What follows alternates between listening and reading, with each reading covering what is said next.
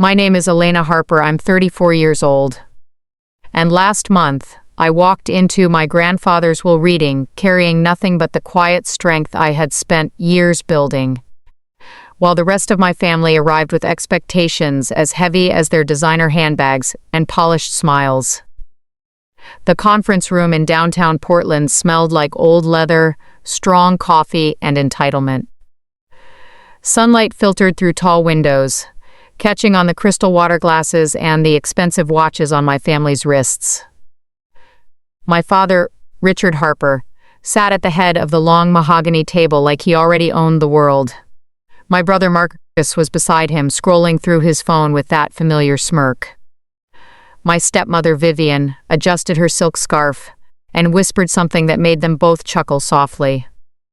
Then I walked in. I wore my usual flannel shirt, sleeves rolled up, dark jeans, and the same worn boots that still carried traces of sawdust from my workshop. No makeup to hide the faint lines around my eyes that came from years of early mornings and late nights.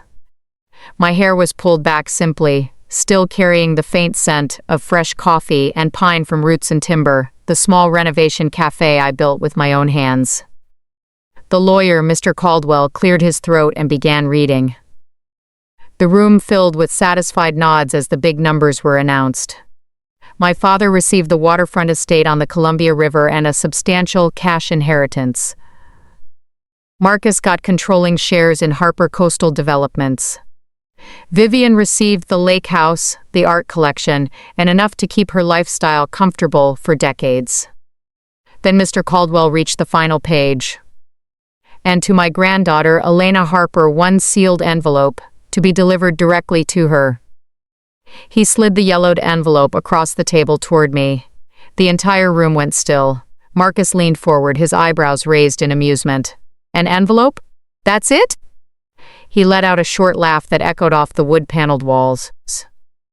Guess Grandpa finally admitted some people just don't make the cut. Vivian covered her mouth, but I could see the corners of her lips turning up. My father didn't laugh. He simply looked at me with that same disappointed expression I had known for years, the one that said I had never lived up to the Harper name.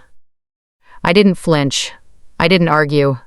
I simply picked up the envelope, opened it right there in front of all of them, and pulled out a single index card.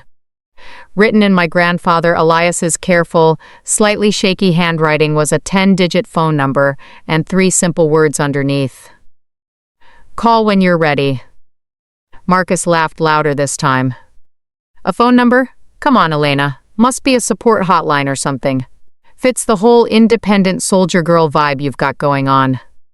The room filled with awkward chuckles.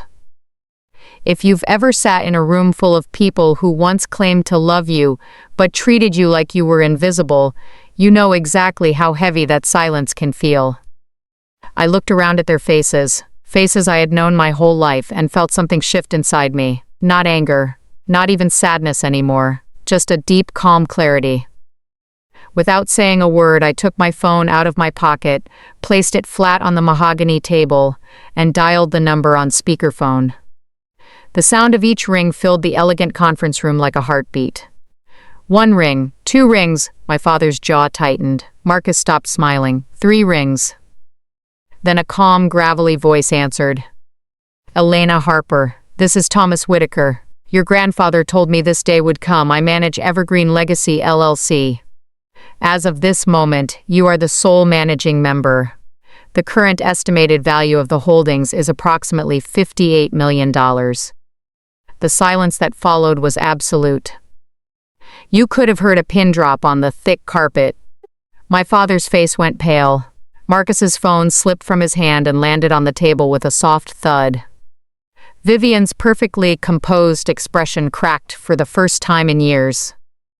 Thomas continued gently, all documentation is prepared and ready for you. I'll see you at my office tomorrow morning at 9. And Elena, your grandfather, was incredibly proud of the woman you've become. I ended the call, picked up my phone, and looked slowly around the table at every single person who had spent years pretending I didn't exist.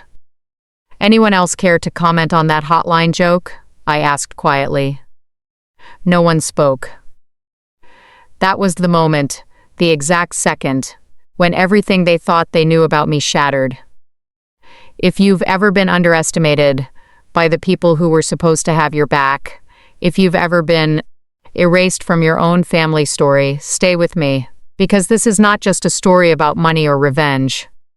This is a story about quiet strength, hidden love, and the kind of inheritance that no will can ever take away. This is how I finally stepped into the life my grandfather always believed I deserved. And it all started with one phone call, in a room full of people who thought they had already won. It started 6 years ago on a cold, rainy Tuesday afternoon in downtown Portland. I had just come home from my second tour as a logistics medic in the Army. My body carried the weight of 2 deployments, a reconstructed knee, scars I don't show anyone, and memories that still wake me up some nights. But my spirit, it felt stronger than it ever had. I believed I was finally ready to build something real. I walked into my father's sleek office on the 20th floor of the Harper Coastal Building. The floor-to-ceiling windows looked out over the Columbia River, the same view he had stared at while building his empire. Richard Harper sat behind his massive desk like a king on his throne. He was 58 then, still handsome in that calculated way, wearing a navy suit that probably cost more than my entire truck. "Elena," he said without standing up. "The military was a phase. Now it's time to come home and take your place in this family." I stood there in my simple olive jacket, boots still dusty from the base, and told him the truth I had been carrying for years. "I don't want to sell developments, Dad. I want to restore them. I want to take old houses and old land and turn them into something honest again.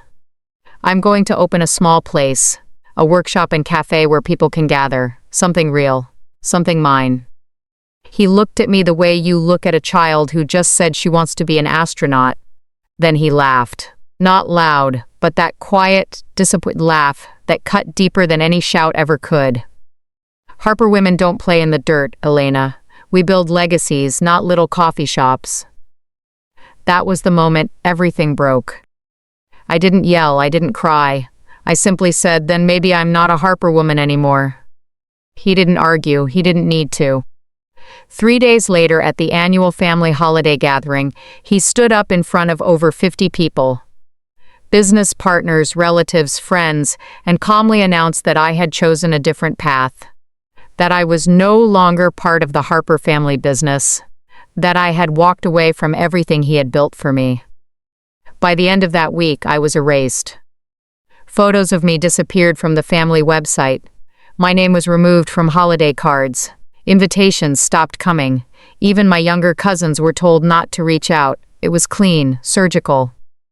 The way only a man like Richard Harper could do it. If you've ever been erased by your own family, you know how surreal it feels.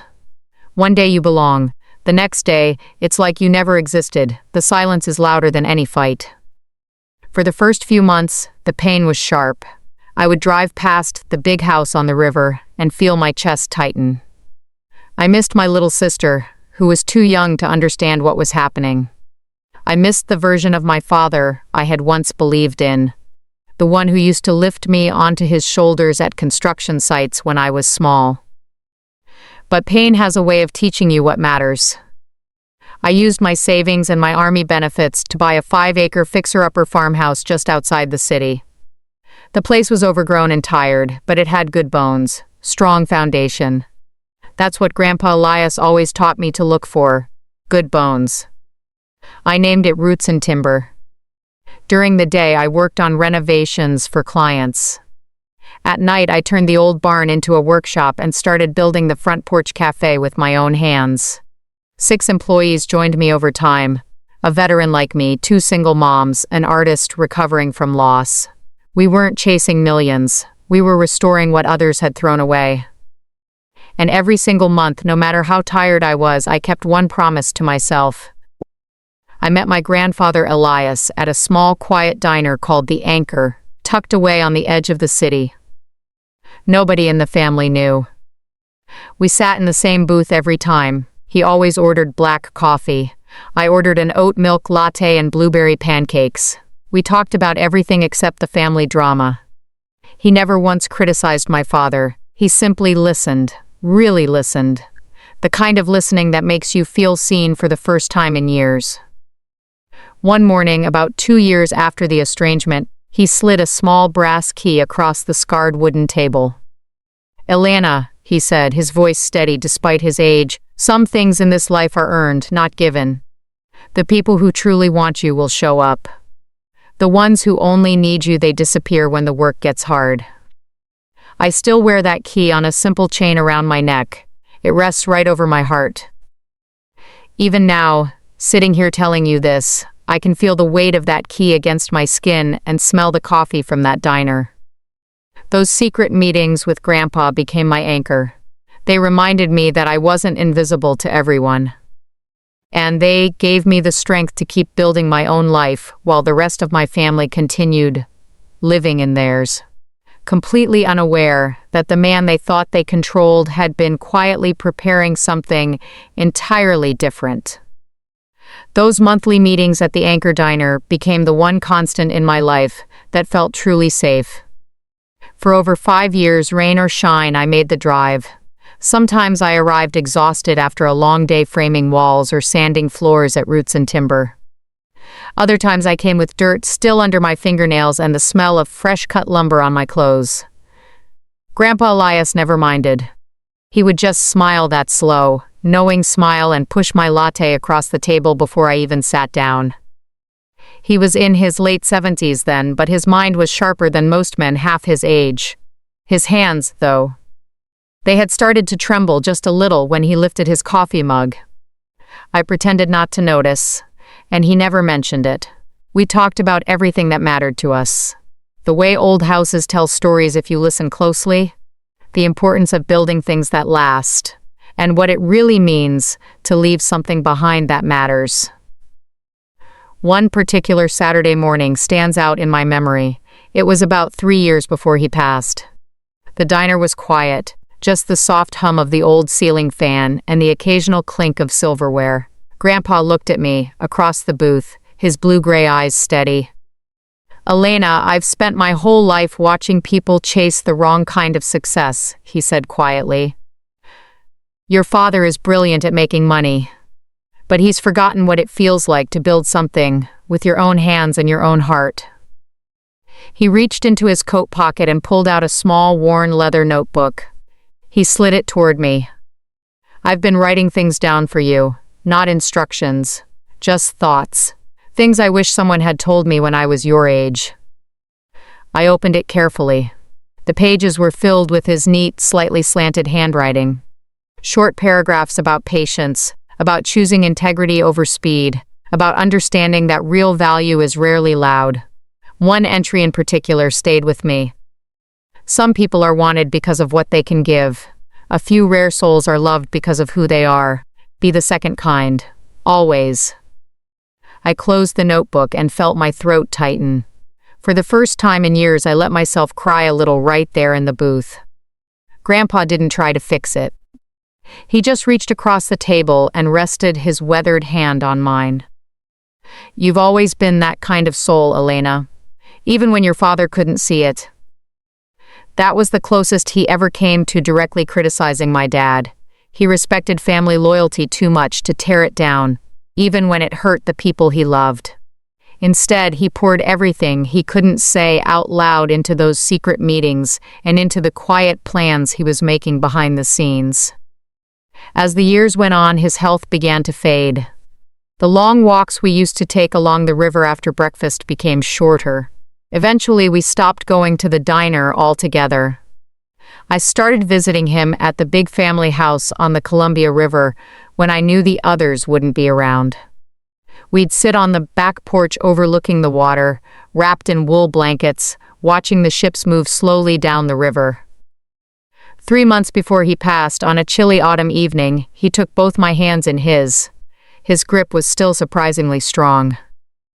"I've built 2 things that truly matter in this life," he said, his voice low but clear. "One is the company your father runs. The other, I built it for the only person in this family who never asked me for a single thing. The one who showed up every month, not because she wanted something, but because she cared. I didn't ask for details. I had learned long ago that Grandpa revealed things in his own time. Instead, I just squeezed his hands back and said, "Thank you for never giving up on me."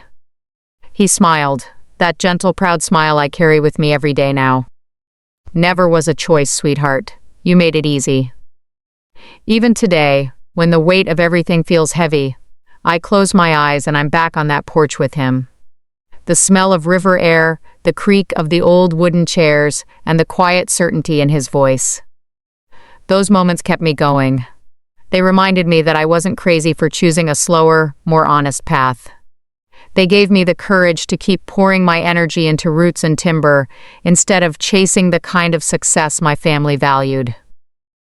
Little did I know that while I was restoring old houses and serving coffee to my small community, my grandfather was quietly building an entirely different kind of legacy, one that would shake my family to its core the moment I made that phone call in the lawyer's office. He had been preparing for me all along. Those quiet moments with Grandpa gave me the fuel I needed to keep going when the loneliness tried to settle in. Back at my 5-acre property, I threw myself completely into roots and timber. The old farmhouse had been neglected for years, but it had character: thick timber beams, wide plank floors, and windows that let in the soft Pacific Northwest light. I worked on it every single day after finishing client jobs. I started with the barn, turned it into a proper workshop with space for tools, a sanding station, and room to store reclaimed wood. Then I built the front porch cafe with my own hands. It wasn't fancy, just honest cedar siding, big windows, and long wooden tables made from timber I salvaged from old barns.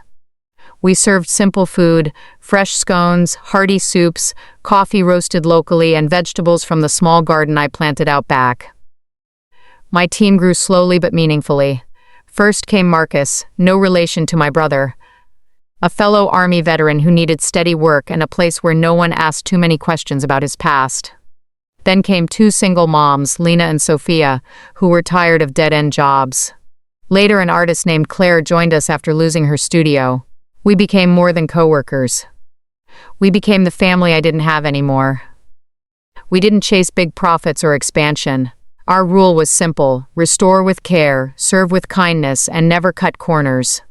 Clients started coming not just for the renovations, but for the feeling they got when they walked through our doors. People told me the place felt like coming home. There were hard days, of course. Days when the bank account looked scary. Days when my knee ached so badly I could barely climb a ladder. Nights when I sat on the porch alone, wondering if I had made the biggest mistake of my life by walking away from the Harper Empire. But every time doubt crept in, I would touch the brass key around my neck or reread one of Grandpa's notebook entries. His words became my compass. One entry I read often said, "The loudest success isn't always the most meaningful. Sometimes the quietest life carries the deepest roots." I kept building. Over the next few years, Roots and Timber grew into something beautiful but still small. We took on one meaningful renovation project at a time, restoring a historic cottage for a young family, turning an old warehouse into a community art space, helping a veteran build a small, accessible home. Each project felt like proof that my path had value, even if my father and brother couldn't see it. I never tried to compete with Harper Coastal. That wasn't the point. I was creating something different, something that couldn't be measured only in dollars. During this time, I also kept my promise to myself and to Grandpa. Even when the visits moved from the diner to his back porch, I showed up. I brought him fresh coffee from the cafe and whatever flowers were blooming in my garden. We talked less about big dreams and more about the simple things: the way the river looked at sunset, the satisfaction of a well-built joint, the importance of leaving every place better than you found it. He never once asked me to reconcile with my father. He never pushed. He just loved me exactly as I was. Looking back now, I realize those years were my silent preparation. While my family assumed I was struggling and barely getting by, I was actually learning how to lead, how to solve real problems, and how to build something lasting with limited resources. I was becoming the woman Grandpa always saw in me. Little by little, the pain of being erased softened into something quieter, a deep acceptance that I didn't need their approval to have worth. I had my hands, my heart, my small but real community, and the unshakable knowledge that at least one person in my family believed in me completely. That belief would soon become the foundation for everything that was about to change. That phone call in the lawyer's office didn't just shift the room, it shifted something deep inside me. After I ended the call with Thomas Whitaker, the silence stretched so long it felt like the air itself had thickened. I looked around at the faces I once knew so well. My father's usual mask of calm control had cracked. His jaw was clenched so tightly I could see the muscle twitching. Marcus stared at my phone like it had personally betrayed him. Vivian's hand hovered near her neck, her fingers twisting the pearl necklace my grandfather had given her years ago. Mr. Caldwell cleared his throat awkwardly. "Well, that concludes the reading. Miss Harper, you'll receive the formal documents shortly." I stood up slowly, tucking the empty envelope into the inner pocket of my flannel shirt, right next to the brass key. As I walked toward the door, Marcus finally found his voice. "Wait, Elena. This has to be some kind of mistake. Grandpa was old. He probably didn't know what he was doing." I paused at the doorway and turned back. My voice stayed quiet, steady. "He knew exactly what he was doing, Marcus. He always did." I didn't wait for their response.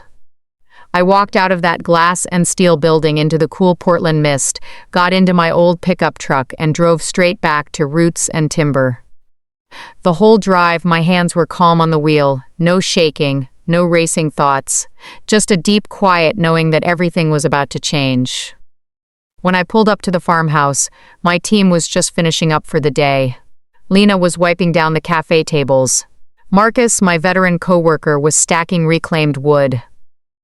They took one look at my face and knew something big had happened. "You okay, boss?" Lena asked gently. I nodded. "Better than okay. I think Grandpa left me something important."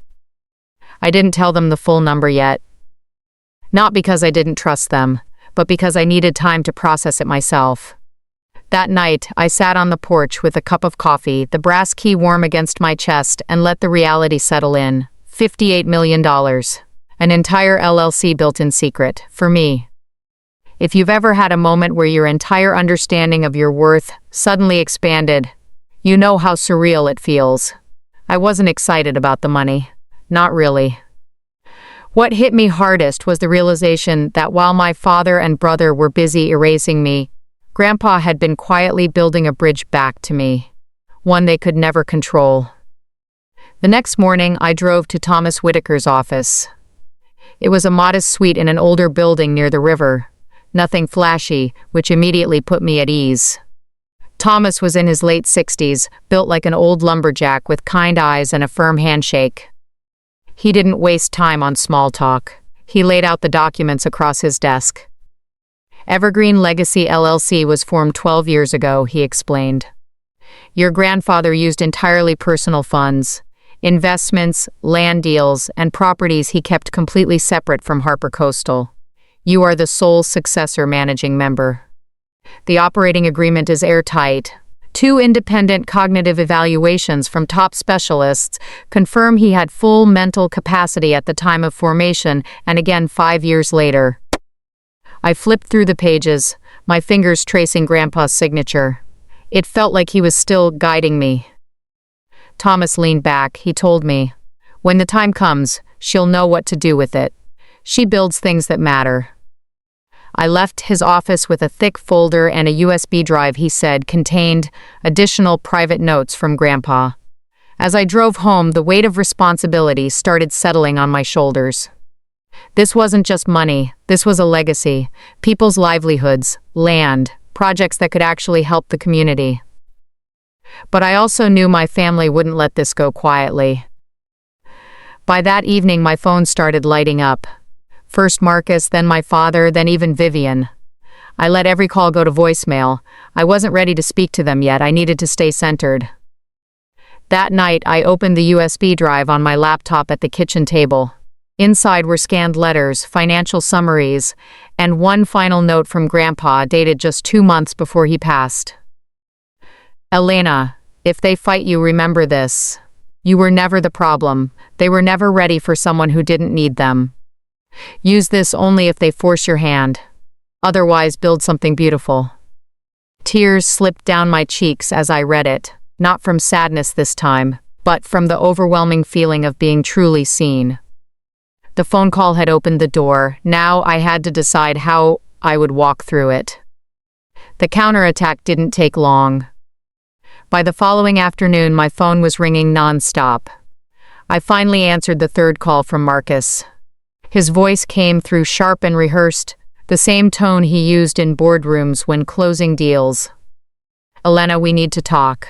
This is ridiculous. Grandpa was 84 years old. He clearly wasn't in the right state of mind when he set up that LLC. We're hiring the best firm in Portland to review everything. I stayed quiet for a moment, letting the weight of his words hang there. Then I answered calmly. You're welcome to do whatever you think is necessary, Marcus. But I suggest you read the documents first.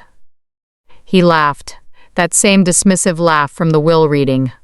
Come on, you run a little cafe and fix up old houses. You don't have the resources for this kind of fight. Let's handle this as a family. We can work something out. Maybe give you a generous monthly allowance so you can keep playing in the dirt if that's what makes you happy. His words didn't sting the way they once would have. Instead, they clarified everything. This wasn't about fairness or grief. This was about control. Later that evening, my father called. Richard Harper never raised his voice, even when he was furious. His tone was low, measured, almost fatherly, the most dangerous version of him. Elena, I understand you're still angry about the past, but tearing this family apart won't bring your grandfather back. Evergreen legacy belongs to the Harpers. It was built on the foundation of everything I created. Come home. We'll find a place for you in the company. You don't have to do this alone. For a second, I almost felt sorry for him. Almost. Because beneath the smooth words, I could hear the fear. The empire he had spent decades building was suddenly facing a crack he couldn't easily seal. I told him the truth quietly. I've been doing this alone for 6 years, Dad, and I'm not tearing anything apart. Grandpa already made his choices. I'm simply honoring them. He hung up without another word. The next few days were a whirlwind of calculated moves on their side. Marcus hired Hamilton and Associates, one of the most aggressive estate litigation firms on the West Coast. They filed an immediate challenge, claiming diminished mental capacity and undue influence.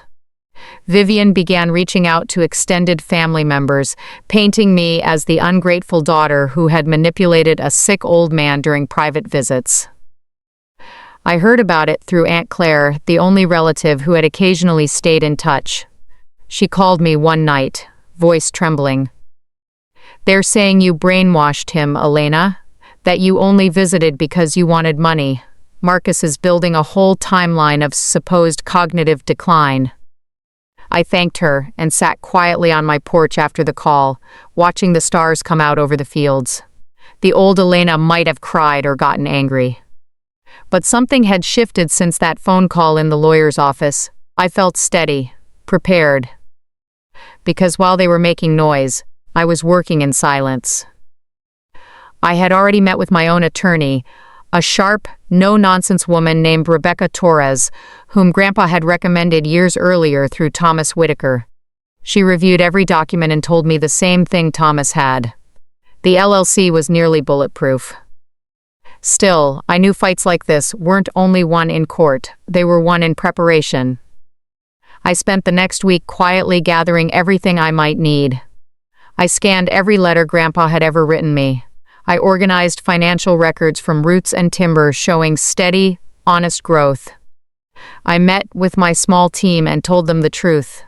Not the full amount, but enough so they understood change was coming and their jobs were safe. Most importantly, I gave myself permission to feel everything without letting it control me. The grief of losing Grandpa, the anger at years of being erased, the strange mix of gratitude and responsibility that came with this unexpected inheritance. If you've ever been forced to fight people who should have protected you, you know how exhausting it is. But there's also a strange kind of power that comes when you stop waiting for their approval and start trusting your own foundation. My family thought I was weak because I chose a quieter path. They had no idea that quietness had given me something they never developed: clarity, patience, and the willingness to prepare without making threats. They were coming at me with lawyers and money. I was coming with truth and the unshakable belief my grandfather had placed in me. The real confrontation was still ahead, but I was ready. While my family was busy building their case against me, I chose a different strategy. I stayed silent. No dramatic posts, no angry calls, no public fights. I simply worked harder than ever at roots and timber during the day and prepared quietly at night. There's a kind of power in not reacting, in letting other people reveal their true intentions, while you strengthen your own foundation. Rebecca Torres, my attorney, became my steady guide. We met 3 times that first week in her downtown office overlooking the river. She was in her mid-40s, sharp-eyed and no-nonsense, exactly the kind of person Grandpa would have chosen. "The operating agreement is exceptionally well crafted," she told me one afternoon, sliding documents across her desk. "Your grandfather used one of the best LLC attorneys in the state. The successor clause is crystal clear. The cognitive evaluations from 2013 and 2022 are ironclad, both done by independent board-certified specialists with no family connection. They won't win on capacity."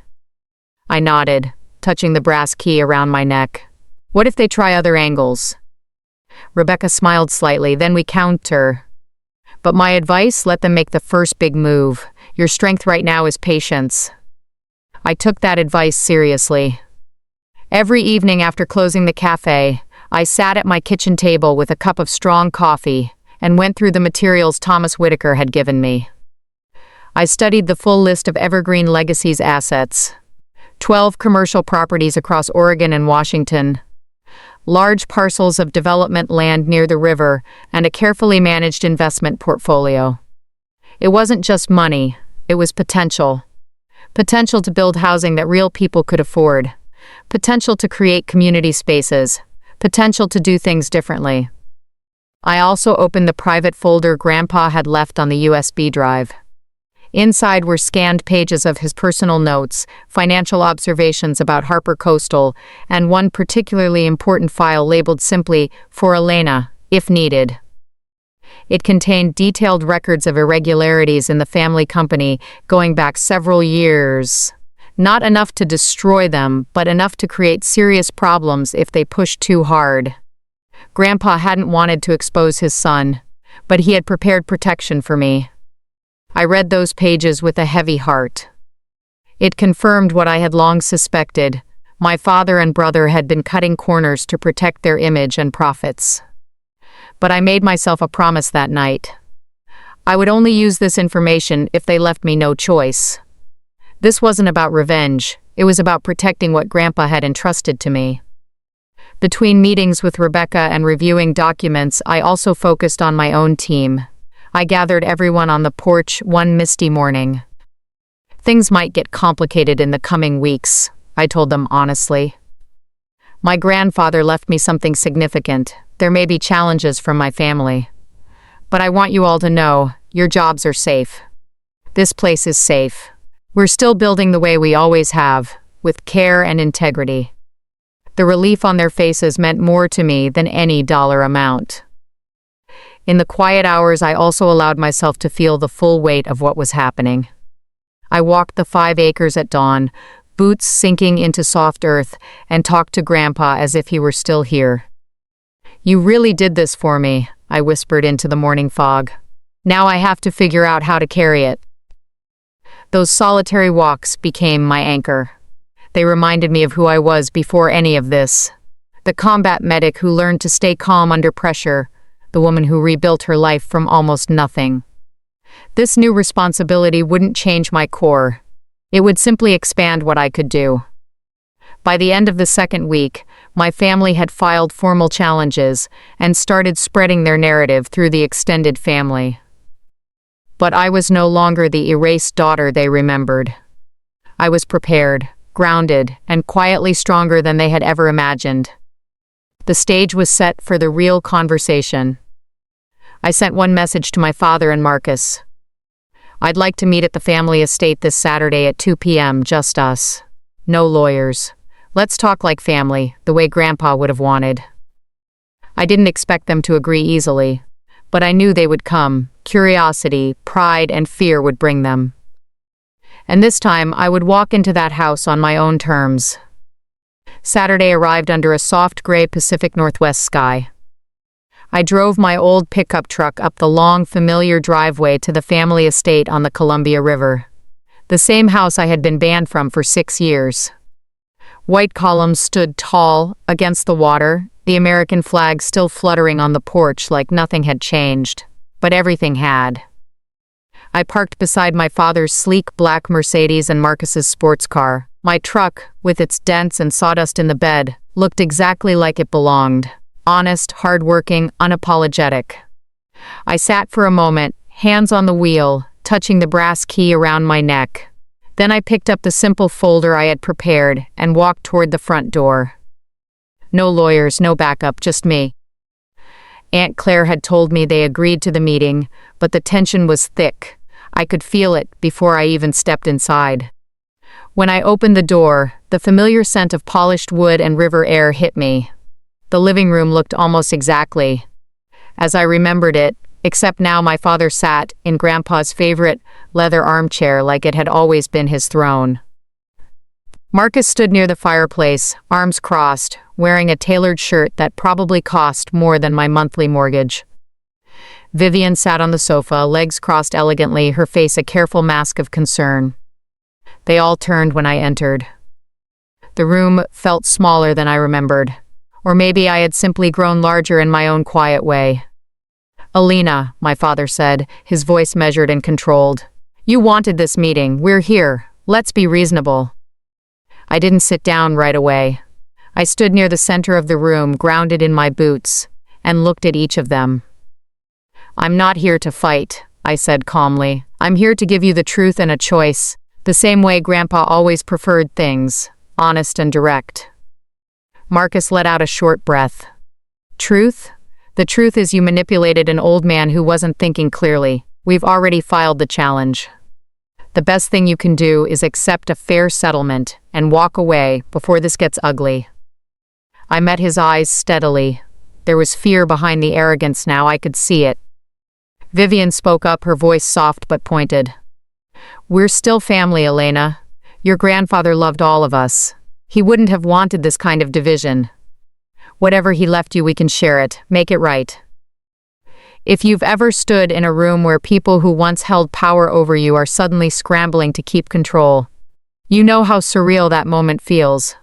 I didn't feel triumph. I felt a deep, quiet sadness for what we had all lost. I placed the folder on the coffee table between us. "Before we talk about sharing anything," I said, "I want you to understand what Grandpa actually did." I opened the folder and laid out the first 2 documents. "This is the operating agreement for Evergreen Legacy LLC, formed 12 years ago with Grandpa's personal capital. Completely separate from Harper Coastal. I am the named successor managing member. It's not part of the estate. It never went through probate." Marcus stepped closer, scanning the pages, his jaw tightened. I continued, keeping my voice even. "And these are 2 independent cognitive evaluations, one from 2013 when the LLC was created, another from 2022. Both confirm Grandpa had full mental capacity, no undue influence, no diminished capacity. Your lawyers won't get past the preliminary hearing." The room grew quieter. My father stared at the documents, his expression unreadable, but I noticed his hand gripping the arm of the chair just a little tighter. I hadn't raised my voice once. I didn't need to. The facts were doing the heavy lifting. But I knew this was only the beginning. The real conversation and the real choice was still coming. I looked at my father, the man who had erased me 6 years ago, and spoke from a place deeper than anger. Grandpa didn't do this to punish you. He did it because he saw something in me that you never could. Now I'm offering you a way forward. But first, you need to understand exactly what's at stake. The river flowed steadily outside the tall windows. Inside, the tension felt thick enough to touch. This was the moment everything could either begin healing or break completely. I reached into the folder and pulled out the final item. A plain black USB drive. I placed it gently on the coffee table next to the legal documents. The room seemed to hold its breath. This contained something Grandpa hoped he would never need to use, I said quietly, but he prepared it anyway, for me. Marcus's eyes narrowed. What is this, some kind of threat? Not a threat, I replied. Insurance, protection, the same way he protected this family for decades. I didn't open it immediately. I let the silence do its work. My father finally spoke, his voice lower than usual. Elena, what's on it? I looked directly at Marcus first, then at my father.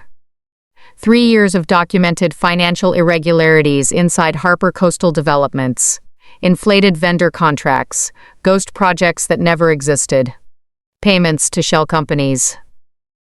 Almost $900,000, moved in ways that don't line up with the books Grandpa kept his own records of. The temperature in the room dropped instantly. Vivian's hand flew to her mouth. Marcus took a half step back, his confident posture cracking for the first time. My father's face remained mostly composed, but I saw the flicker in his eyes. The moment a powerful man realizes the ground bar beneath him is no longer stable. Grandpa didn't want to destroy you, I continued, my voice steady and calm. He loved you both. That's why he kept this private. He hoped you would do the right thing. But he also knew I might need protection if you tried to take what he built for me. Marcus recovered quickly, his tone turning sharp. This is blackmail. You're threatening your own family. I shook my head slowly. No, Marcus, I'm offering you a way out. The same way Grandpa offered me dignity when the rest of you erased me. I don't want to send anyone to prison. I don't want a public scandal. I want this to end with integrity. I let that sink in before continuing. Here's what I'm proposing. You drop all legal challenges to Evergreen Legacy LLC immediately. Marcus steps down as CEO of Harper Coastal within the next 6 months so the company can be properly audited and stabilized. The misappropriated funds will be repaid on a reasonable schedule. No interest.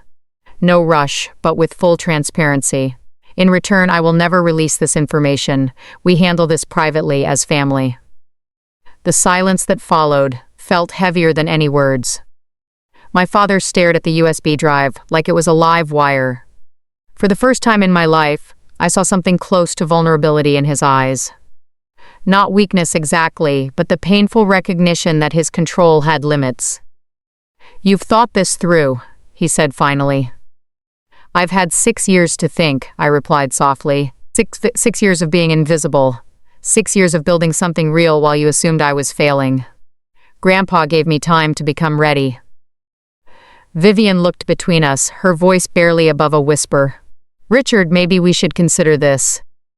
Marcus exploded. You're going to let her dictate terms? After everything? I turned to my brother, keeping my tone even. I'm not dictating, Marcus, I'm negotiating. The same way you negotiate million-dollar deals every day. Only this time, the truth is on the table, instead of hidden spreadsheets. I stepped back slightly, giving them space. I'm not going to stand here and demand apologies for the past. What's done is done. But I won't let you take what Grandpa trusted me with. He believed I could carry this responsibility, and I'm going to prove him right, by building something better, not by tearing you down. The river continued its steady flow outside the windows. Inside, everything felt suspended. My father finally stood up. He looked older in that moment than I had ever seen him. "We need time to discuss this as a family," he said. I nodded. "You have until the end of next week to respond formally through the lawyers. After that, we go whatever route you choose." I picked up my folder, leaving the USB drive on the table as a silent reminder. As I walked toward the door, I paused and looked back one last time. Grandpa showed up for me every month for years while I was erased. That's the kind of family I want to build now, one based on showing up, not on control. I closed the door gently behind me. The drive back to Roots and Timber felt different. Not victorious exactly, but clear.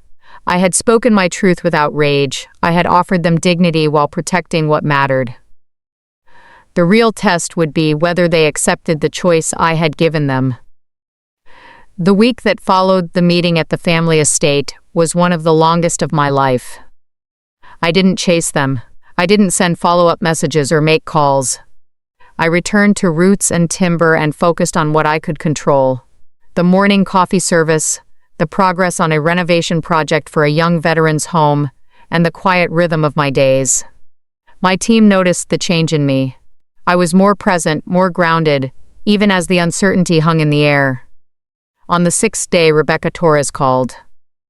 "They've agreed to drop the challenge," she said, her voice carrying a note of quiet satisfaction. "Marcus is stepping down as CEO. They've also accepted the repayment schedule for the funds. No countersuit, no public statements. It's done, Elena. The LLC is fully yours." I stood on the porch of the farmhouse, phone to my ear, watching the late afternoon light stretch across the fields. I waited for a wave of triumph, but what I felt instead was a deep, quiet relief mixed with sorrow. "Thank you, Rebecca," I said softly, "for everything." After we hung up, I walked out to the garden and sat on the old wooden bench Grandpa had helped me build during one of his secret visits. I pulled the brass key from around my neck and held it in my palm. The metal was warm from my skin. "You did it," I whispered to the empty air. "You protected me one last time." The choice I had given them wasn't easy, but it was fair. Marcus would transition out of the CEO role over the next 6 months while the company underwent a quiet internal audit. The nearly $900,000 would be repaid in structured installments. In return, the evidence on that USB drive would remain private, locked away, never to be used unless they broke the agreement. My father sent one short message through Rebecca later that evening. It contained no apology, no long explanation, just 4 words. "We accept your terms." That was all. No, I'm sorry, no acknowledgement of the 6 years I had been erased. But for a man like Richard Harper, agreeing to my terms at all was a massive concession. I knew how much pride it must have cost him. If you've ever had to negotiate with people who once held all the power, you understand that sometimes the biggest victory isn't hearing them say they were wrong. It's watching them choose peace because they finally see they have no other real option. That Saturday, I drove back to the estate one more time, not for confrontation, but to pick up a few of Grandpa's personal items that Thomas Whitaker had arranged for me. The house felt different. Quieter, almost hollow. My father wasn't there, only Vivian met me at the door. She looked tired, less polished than usual. "He's been in his study a lot," she said quietly. "I think he's trying to understand how he missed so much." I nodded but didn't push for more. Some bridges take longer to rebuild and some may never be crossed again. I had made my peace with that. As I left with a small box of Grandpa's notebooks and tools, I took one last look at the river. The water kept moving, steady and unstoppable, just like time itself. I had given them a choice between destruction and dignity. They had chosen dignity. And in doing so, they had finally set me free. 6 months have passed since that final meeting at the family estate. Spring has come to the Pacific Northwest, and Roots and Timber looks more alive than ever. The garden I planted with my team is bursting with early vegetables and colorful flowers. The cafe porch is filled with regulars every morning. Neighbors, veterans, young families, and artists who come not just for the coffee, but for the sense of belonging we've created here. Evergreen Legacy LLC is no longer just a name on documents. It has become a quiet force for good. I've kept the operations lean and thoughtful, just as Grandpa would have wanted. We've already broken ground on 2 new affordable housing projects near the river. Small, well-built homes with community gardens and shared spaces. I personally approved every design, making sure they feel like real homes instead of developments. I still work with my hands. Every week I spend at least 2 full days on active renovation projects. There's something grounding about swinging a hammer, measuring twice, and cutting once. My team still calls me Elena, not CEO. That's how I like it. The brass key still hangs around my neck, a daily reminder of where this all began. Marcus stepped down as CEO of Harper Coastal as agreed. Last I heard, he's working with a business coach and focusing on rebuilding his marriage. His wife reached out to me once, thanking me for giving him a chance to change. I wished them well. I've learned that holding on to bitterness only weighs me down. My father remains mostly silent. He stays at the big house on the river. Vivian told Aunt Claire that he spends long hours in Grandpa's old study, going through journals and old blueprints. I don't know if he'll ever reach out. Some wounds take more than 6 months to heal, or perhaps they never fully do. I've made peace with that possibility. I keep the door open, but I no longer wait by it. Roots and Timber has grown gently. We now employ 14 people, all of whom feel like family. We expanded the workshop and added a small community classroom where we teach basic renovation skills to veterans and single parents. Watching people gain confidence as they learned to build something with their own hands has been one of the greatest joys of this journey. There are still hard days. Nights when I miss Grandpa so much it aches. Moments when the weight of managing nearly $60 million in assets feels overwhelming. But I've also never felt more grounded. I finally understand what Grandpa meant all those years ago. Some inheritances come in the form of money. The ones that matter most come in the form of belief. He believed in me when no one else did. That belief became the foundation I built everything else upon. This morning, I stood on the new construction site for the first housing project. The sun was breaking through the clouds and the smell of fresh lumber filled the air. I knelt down and marked the first foundation line with orange spray paint, just like Grandpa taught me when I was a teenager. Pete, one of my foremen, walked over and handed me a cup of coffee. He'd be proud, Elena. I smiled, feeling the warmth of the cup and the deeper warmth in my chest. I know. The money changed many things, but it didn't change who I am at my core. I'm still the woman who fixes things, houses, lives, and now in my own quiet way, a small piece of the world. 1 year later, I still wake up early and walk the same 5 acres every morning. The brass key is still around my neck. Grandpa's worn leather notebook sits on my kitchen table, and the lessons he taught me have become the quiet compass I use every single day.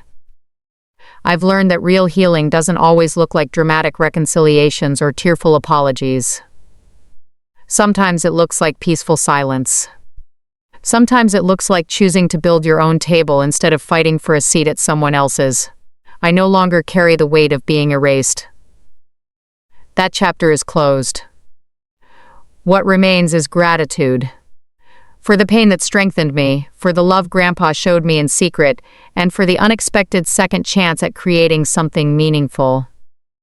If you've ever been told you're not enough by the people who were supposed to love you unconditionally, if you've ever been erased, underestimated, or forced to rebuild your life from the ground up, I want you to hear this.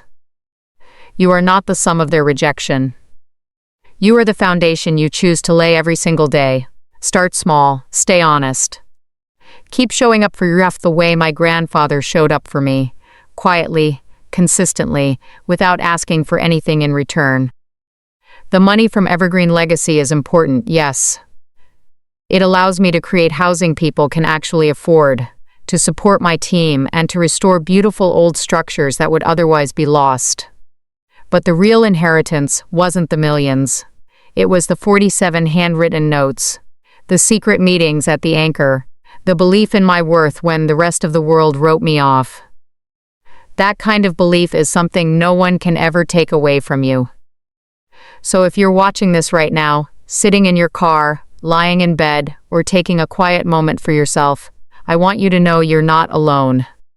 Whatever you're carrying, the family wounds, the self-doubt, the fear that you chose the wrong path, you have everything you need to start building something better. Pick up the tools in front of you. Use your hands, use your heart, build your own roots and timber, whatever that looks like for you. If this story touched something deep inside you, I'd love to hear from you. Type "I'm building mine" in the comments. Tell me where you're watching from and what you're choosing to build next. I read every single comment. And if you know someone who needs to hear this message, someone who feels invisible in their own family, please share this video with them. Thank you for sitting with me through all of this, for listening to my story with an open heart. Grandpa would have liked you. He always appreciated people who value honesty and quiet strength. Wherever you are, keep restoring what matters. Keep showing up. The foundation you're building right now, even if no one else can see it yet, is stronger than you know. This is Elena Harper. Until next time, take care of yourself.